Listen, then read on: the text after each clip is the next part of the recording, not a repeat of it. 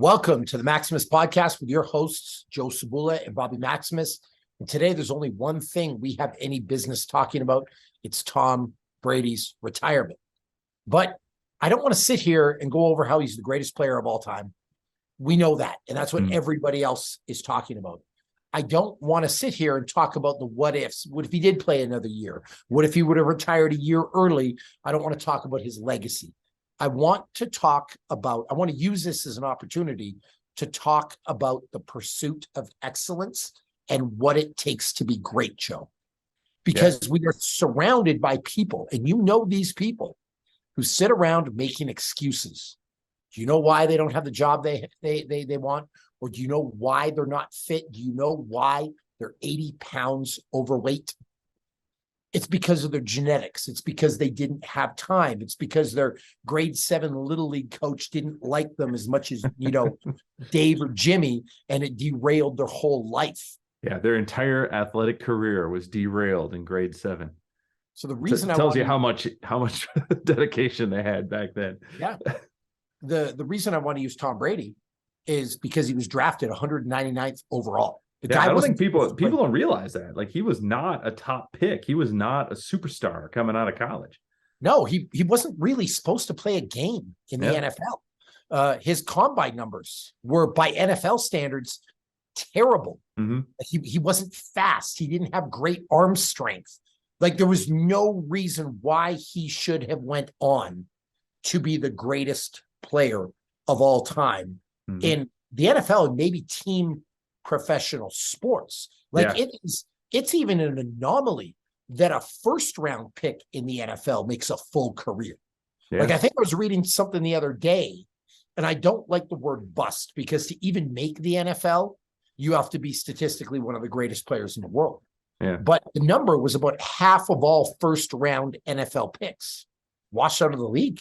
Like, they can't make a regular career out of it. So literally the last person drafted, Tom Brady, Mr. Irrelevant, he was able to become the greatest ever. And we talk about his coaches, we talk about his teammates, we try to sit here and make excuses for his success. But the reason that man is successful, and anyone who's played with him will tell you, he just worked harder than everybody else. He watched more film, he practiced more, he took it more seriously. Rob Gronkowski, who's one of his longtime teammates and one of his best friends, was just talking about what it was like to play with Tom. And he said, if you won a game, it was a terrible week. Like, you just worked harder than ever. And he's like, if you lost a game, it was a terrible month afterward. And Tom would grab him before practice, and they would start early and they would go till later. Like, that's what it takes. And the reason I wanted to give that intro and talk about it is because, again, we're surrounded by a bunch of people that do nothing but make excuses. Yeah, it's a constant thing. And we talk about this stuff all the time. If genetics are your limiting factor, if environment is your limiting factor, like, a lot of that stuff is outside of your control. Tom Brady had the same problem. He doesn't have great genetics. Like you said, he's not the best athlete that ever picked up the ball. His numbers aren't even that impressive by most standards. He shouldn't have even moved on. So that wasn't the reason that he didn't make it, right? Because he did. He did make it. Like, he controlled the factors that he could control, and he could control his effort. He could control his dedication. He could control his motivation. He could control, how much extra work he was going to put in. His diet, his exercise. 100%. And we know that he's nuts about his diet, but that's what works for him. And he's had to work that hard to get it dialed in to the point where he could be the longest playing player. Figured it out. Any sport, honestly. My favorite is when, the whole thing comes up, how he hasn't had a strawberry since 1998 because they have some kind of sugar in them. And he'll only eat avocado ice cream or avocado tequila, or like whatever you want to do to make fun of him. And you will get people who are 200 pounds overweight, who are broke, who will say, well, that's not worth it. Yeah. $550 million in career earnings, and the greatest player of all time, and a broadcast deal with Fox on the table that I think is worth another $500 million over 10 years upon your retirement. That's not worth it to you? Like, really, you love ice cream or soda or strawberries that much. Supermodel wife. Like, come on. To put this in perspective, Joe, I mean, I don't know what your favorite food on the planet is. I mean, what is it? I'll ask you. What's your favorite thing to eat on the planet? Ribeye. Okay. If I told you could never have a ribeye again, but you get $1 billion, you'd set your family up for generational wealth. I'd go vegan for $1 billion, right? Like, it's not a hard decision to make. Like, I'm sure you can learn to love fish and chicken and sirloin and like whatever else, ribs, wings. Like, you can do that. It's not that difficult, but that's the point. That's what the person at home is going to say. Well, how does somebody live their life like that? No, the difference between you and him is he was dedicated where you weren't. Yeah. He was willing to do what you weren't willing to do. And he could have, and I love to point this out when this comes up in conversation. He could have quit. He could have said, you know what, this is too much work. This is too much effort. This is too much to sacrifice, but he didn't. He kept going. And there's a lot of people who do that. There's a lot of people that get drafted in the first round that go to a team and don't try that hard, Joe. Yeah. And then people wonder why they have a difficult time or why they don't. It's just what it is. And frankly, I'm sick and tired of the people that are sitting at home on the couch complaining that they're not fit, complaining that they can't afford it. There's not enough time. They don't know what to eat when they do know all the answers. They can afford fitness. Do you know what fitness costs? Free $99. It costs nothing. You know how to run. Yeah. You know how to do push-ups. You know how to do sit-ups. Now, maybe it's not the optimal program, but if you're sitting on your couch again and you're 90 pounds overweight, an optimal program is not what you need. You're not training to win the Olympics at that point. You're training just to move. Well, like I will generally ask a person, like, tell me 3 things that you can do better. Not tell me 3 of the most optimal training programs a human being can be put into, because you don't even fit the mold. You're not even prepared for that program. Just tell me 3 things you can do better. And everybody knows.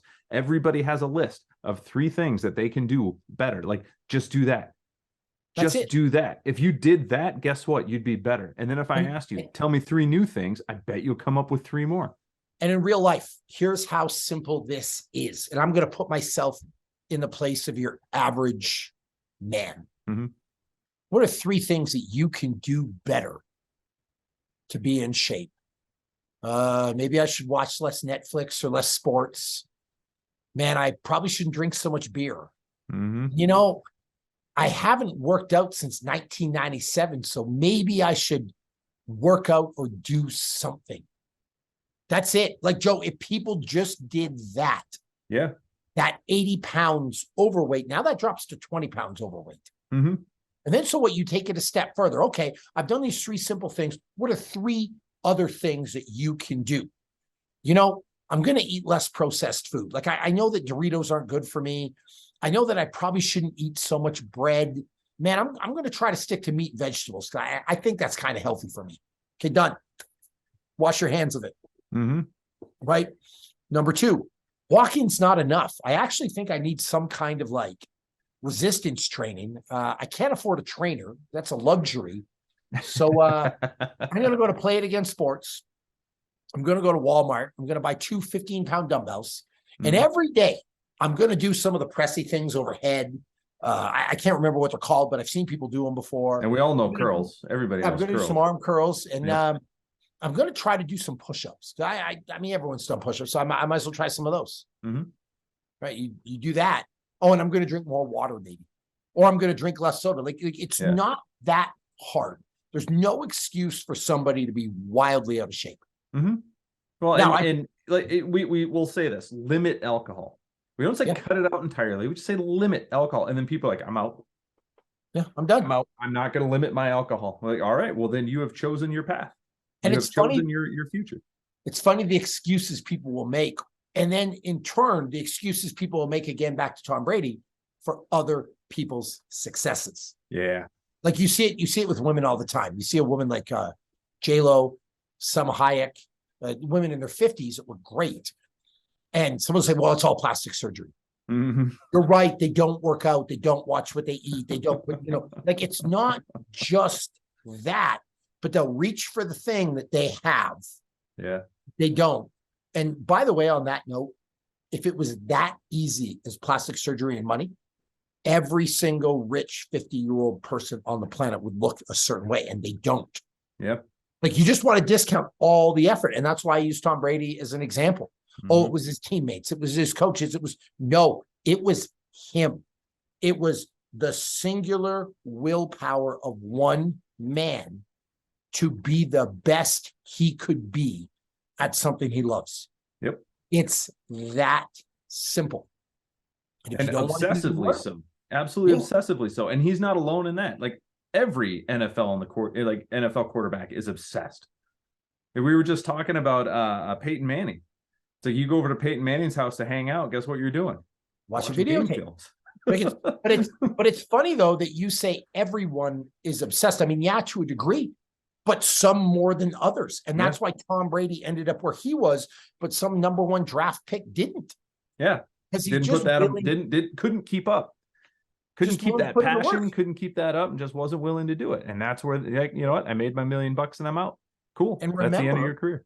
Yeah. Remember, to wrap this up, when you're sitting on your couch, fat, lazy, and broke, there is somebody somewhere who's not on a couch, who's walking, who's doing push-ups, who's reading 10 pages a day, who's drinking water, who's pouring their alcohol down the sink because they're ready to quit and they're making a change. Well, you make your excuses. Somebody else is doing the work. It's that easy. And I always say, like, you know, people say, are you worried to raise your kids in this climate? No, I'm excited for them. They're going to have such an advantage because today's work ethic is pathetic. Like, it really is, Joe. I would rather, for the most part, train a 45-year-old man or a 50-year-old man than a 20-year-old kid these days. Because they just know, if they can get their head around it, they know how to work. You can get through all the excuses, they know how to do stuff. The question is, do they want it bad enough? And it doesn't seem that there's a lot of people out there that want it. No, and I think they do, but they're just not willing to admit that they don't have it. You know what I mean? That's it. And so I'm a pro, but like, because of my job, because of my kids, I look like this. But if I didn't have that, I would be like Shred City, and you wouldn't be able to. That says to me, you either don't want it or you want it. You're not willing to do the work. Yeah. Like, that's what it is. You're too comfortable, and comfortable people are not going to have motivation. No. You like your life. You like being fat and out of shape. Cool. Be that. But I can respect that statement right there. Yeah. Hey, listen, 30 minutes a day, it's not worth it to me. I'd rather just drink soda and be 50 pounds overweight. Okay. Good. I'm not going to judge you. Stop with the excuses. Stop with the bullshit. Stop with the nonsense. It's that simple.